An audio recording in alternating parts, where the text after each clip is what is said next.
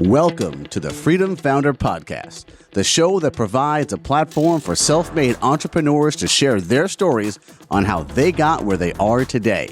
If you're a budding entrepreneur or a business owner looking for further inspiration, education, or motivation, then look no further. This is the show for you. And now, let's get started with your host, Zach Duggar.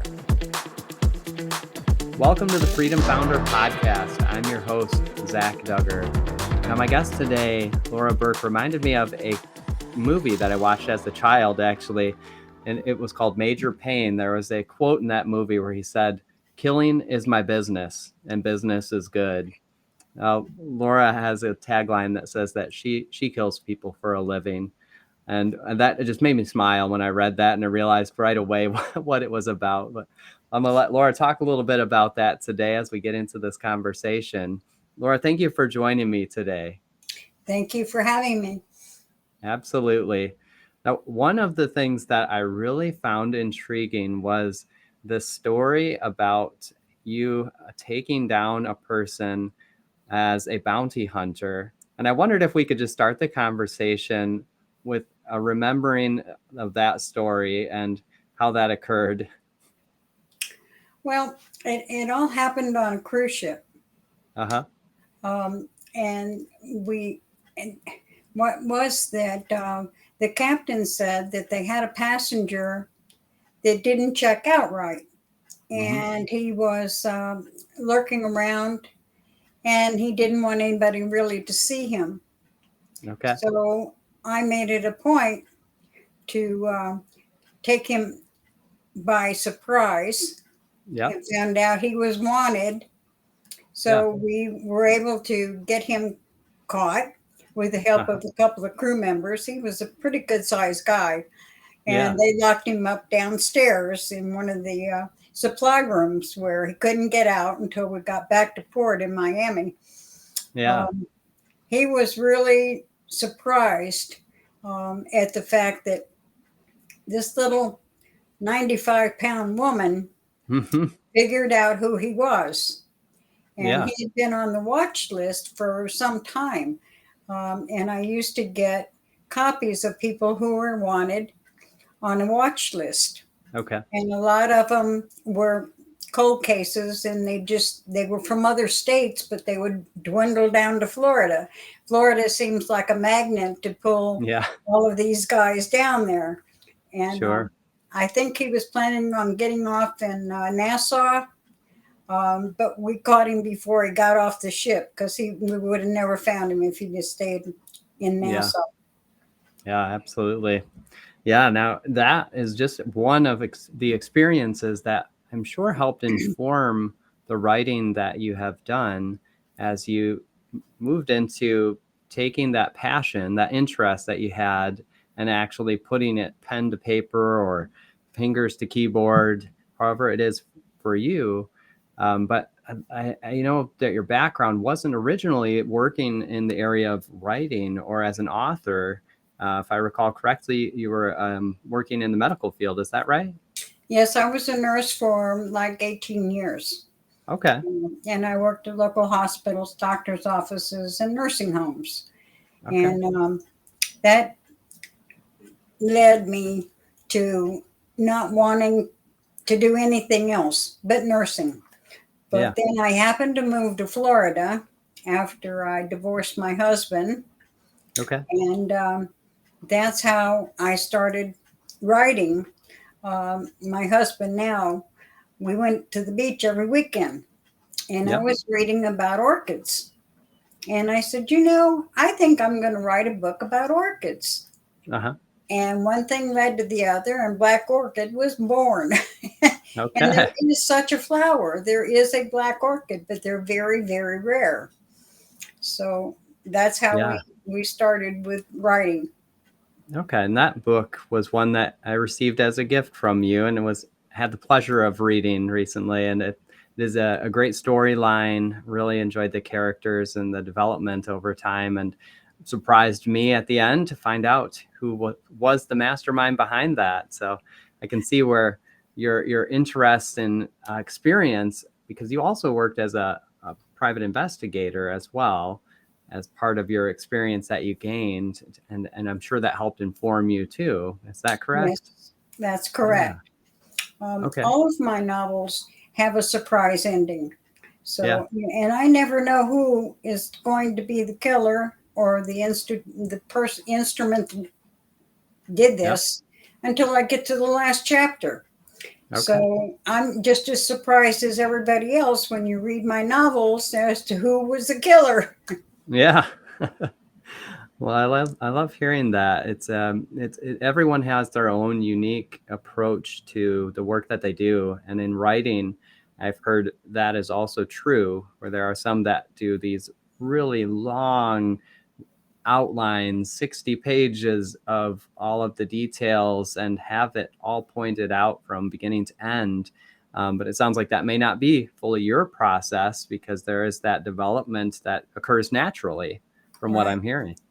I let the characters tell me where it's going and how it's going to get there.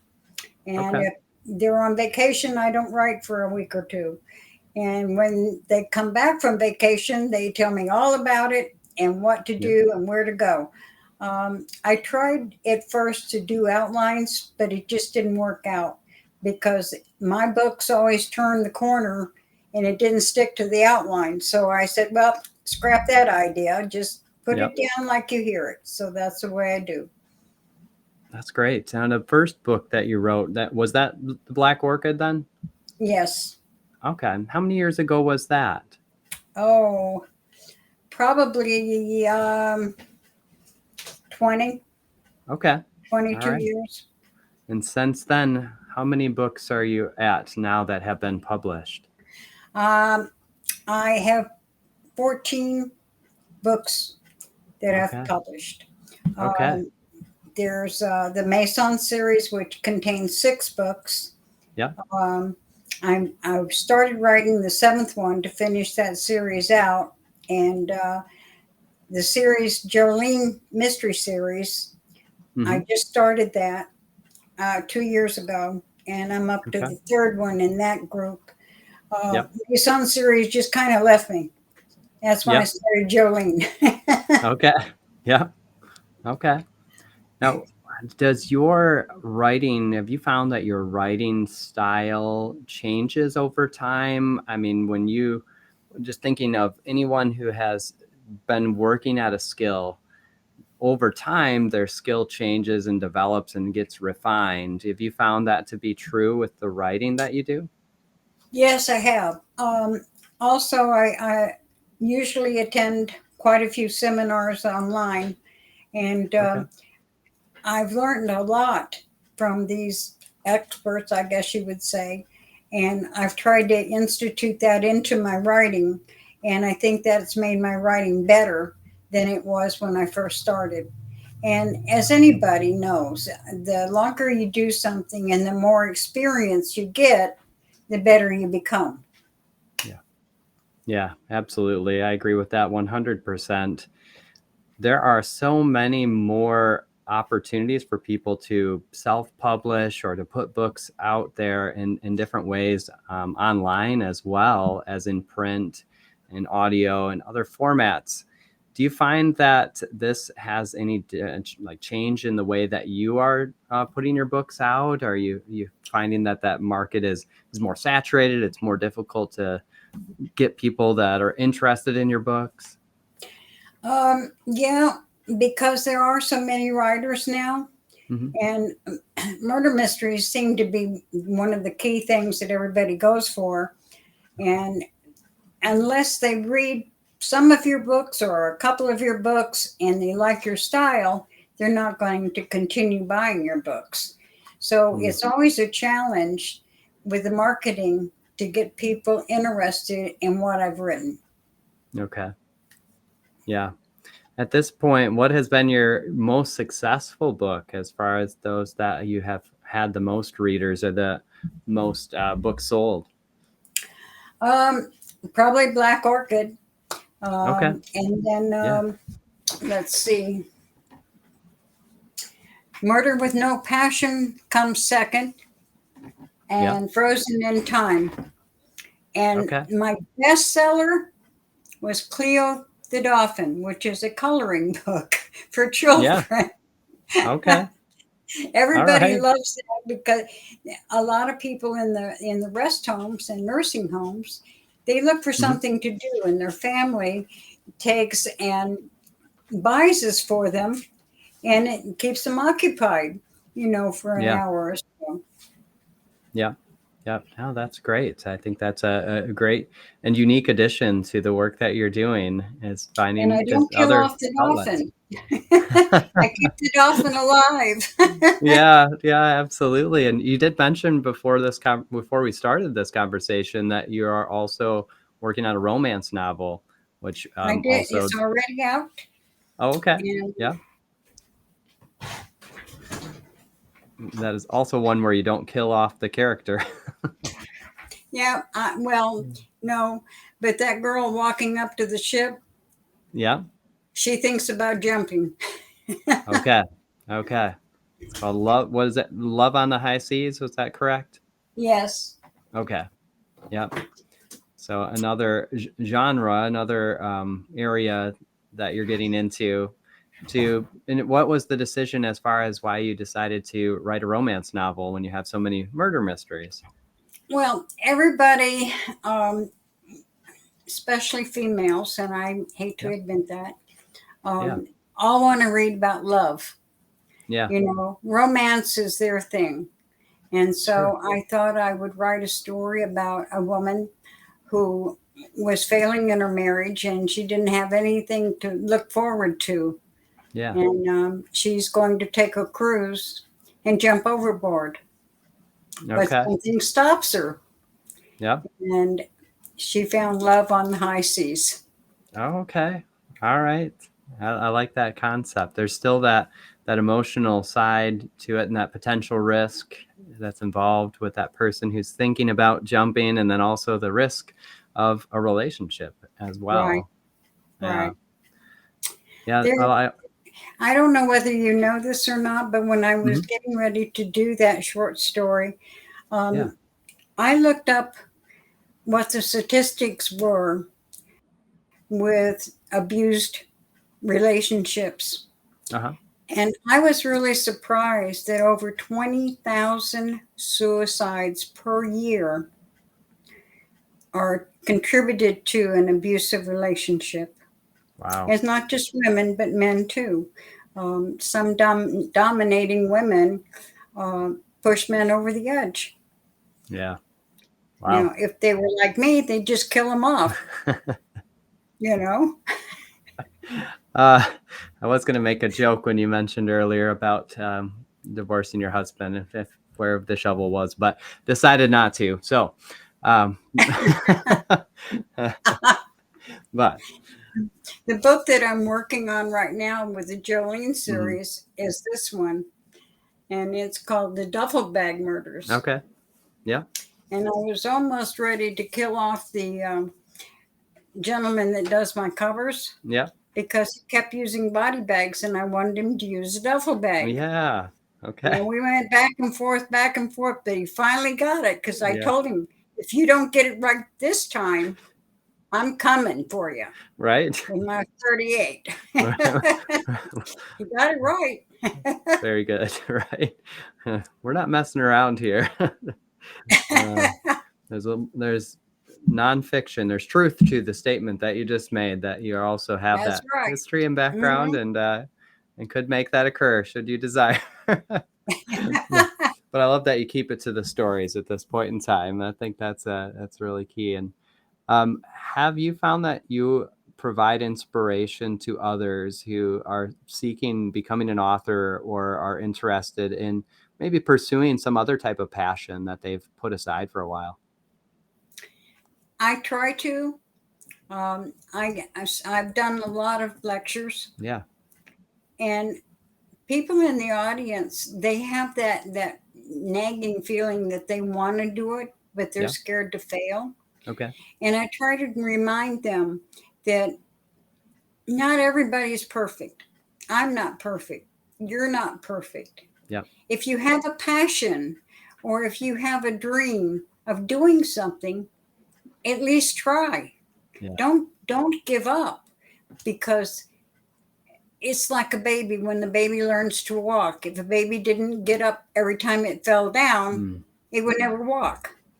Yeah. So you have to keep your dream, and that's what keeps you motivated to continue to do these things. Yes. I wasn't always a writer, but I decided to try it. And if I failed, okay, I failed. So I'll try and do it better next time. Yes. And I just kept going and going and going.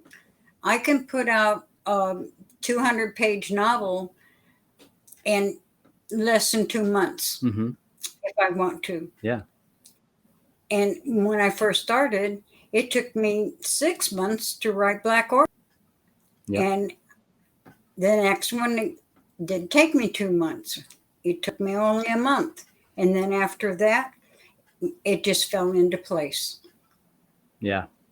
Yeah, absolutely. I love that you are able to share your journey, your story with others, and through lectures and these types of conversations, because you're right. If you don't try, if you don't get up and try, you won't know if you would even have a hint of success. And if you don't have that initial success, but you fall and you get back up and you keep pushing forward, you can keep making that progress. Just like that conversation where we talked about over 20 years, your process has refined. You took 6 months to write a book initially. You could write a book now in 2 months, and it's even better in the style and format and writing than it was when you started, because of that progress and improvement over time and things you've learned. Yeah. So with regards to the books and the work that you're doing, is this something that you find, because for some people, they'll look at things like this, it's like, oh, I got to get up and got to do my work, and it's difficult, and I'm not sure if I want to do it today. Do you find that you have to practice some type of self-discipline or schedule or routine to be able to continue to make progress in the books that you're writing? No, not really. My problem is I have a full-time job Monday through Friday, and I write on the weekends. Okay. Some mornings I'm awake at 5 o'clock when I should be wanting to sleep late because I don't have to go to work. But these guys, they keep nagging at me. You got to get up and write this. You got to get up and do this right now before you forget what we just said. Yeah. And so I get up and I naturally turn on the computer and I start writing away. And I can write both Saturday and Sunday. And sometimes I just have to put my foot down and say, okay, we're only going to do one day this week and we'll do 2 or 3 chapters. Yep. And even though it makes them mad, I just say, okay, I've had it.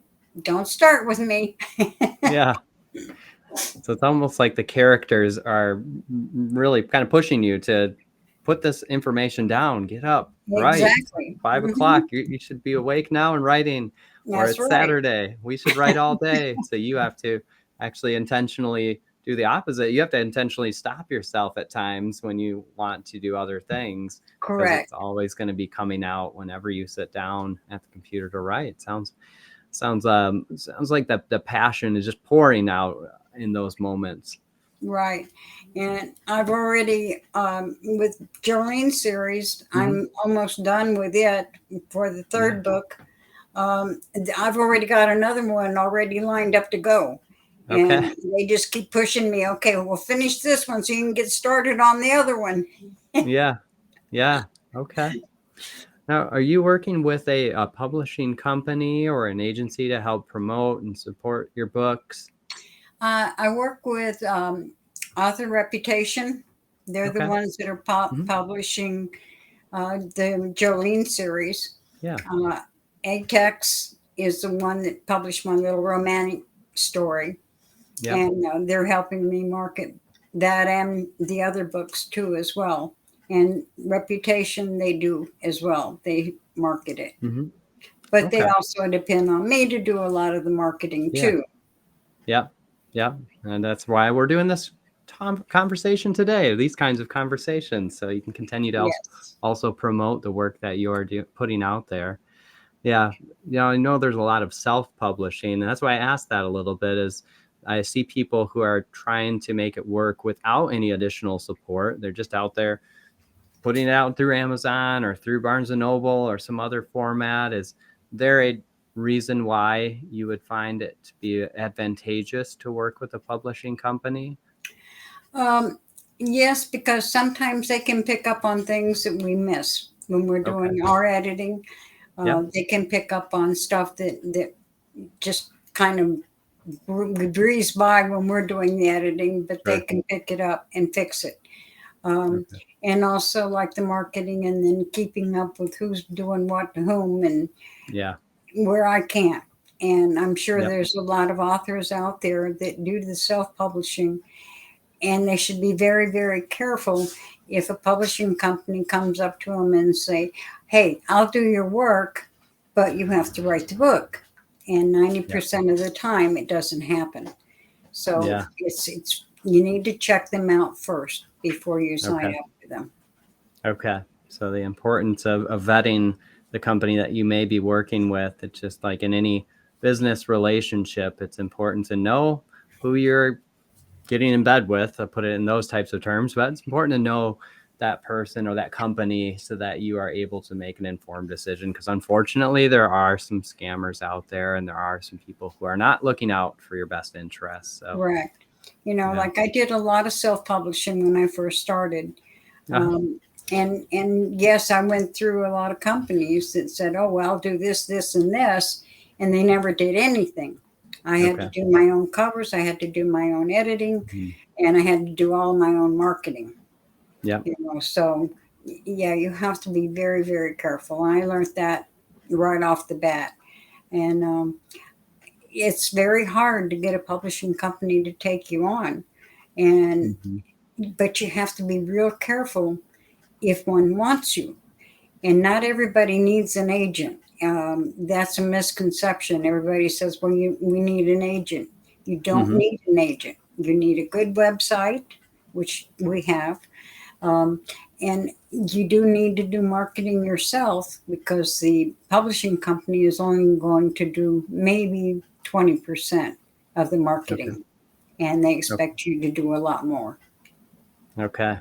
That's great words of wisdom right there from the experience that you learned firsthand through your own experiences of not always having the best people at the best interests at heart, your best interest at heart, but it's now you're able to then more directly vet those companies through your experiences and work with people that do, and have your website, they support with the marketing. But like you said, you're also doing a lot of that yourself and self-promoting and sharing the story that you have and are putting out there on a routine basis. So at some point, people make decisions to, this is a great passion, great hobby. I'm going to retire from this. Do you ever see yourself retiring from writing? No. Okay. And I'd like to retire from my job so I could do more writing. Yeah. Okay. All right. So really that passion that is promoted, that is in there, just pours out, and it's something that you would like to do more of and continue to see yourself doing until the day you can no longer. It sounds like it. Okay. Yeah, I had already told everybody I'm going to live to be 104. And I just learned last week there's a man in South Carolina, he's 106. So now I got to be 108 before I can go on. But I have these neat little pins that have the little spongy on the end. So I can always hit the keys with it if I can't move my fingers. So if I'm 106 or 110, I can still write as long as I have my own faculties. Absolutely. And I'm certain that voice to text options are only going to continue to improve. So there's always that option as well. Yes, exactly. Yeah. This day of modern technology, you don't even have to type. You just talk into the computer and it does it for you. Exactly. I love that you've followed that passion and have been putting your words that are the characters that are pushing these words and these stories out from you to stories that you're putting out there for others to enjoy as well as I have. And now, if anybody wants to find out more about the books that you have already put out and the work you're doing, what's the best way for someone to follow you and to look at your information? They can go on authorlaureburke.com. Okay. And they can see all of my books, and they can order them from Amazon. Okay. If they want to contact me direct, they can email me at lburke1948@gmail.com. And Okay. I answer all of my emails when I get something from a fan.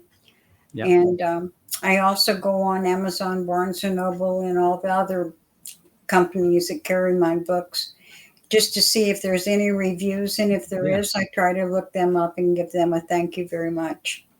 Absolutely. Okay. Wonderful. Well, I would encourage those that are listening to check out Laura's work at authorlaureburke.com. Send her an email, lburke1948@gmail.com. And definitely check out the work that she continues to put out there. And if you're more of a romance fan, check out the new book, Love on the High Seas. Is that correct? That's correct. Excellent. All right. Well, thank you again for your time, Laura. I really appreciate this conversation. Thank you for having me, and I hope to meet you again sometime. Absolutely. Take care. Bye.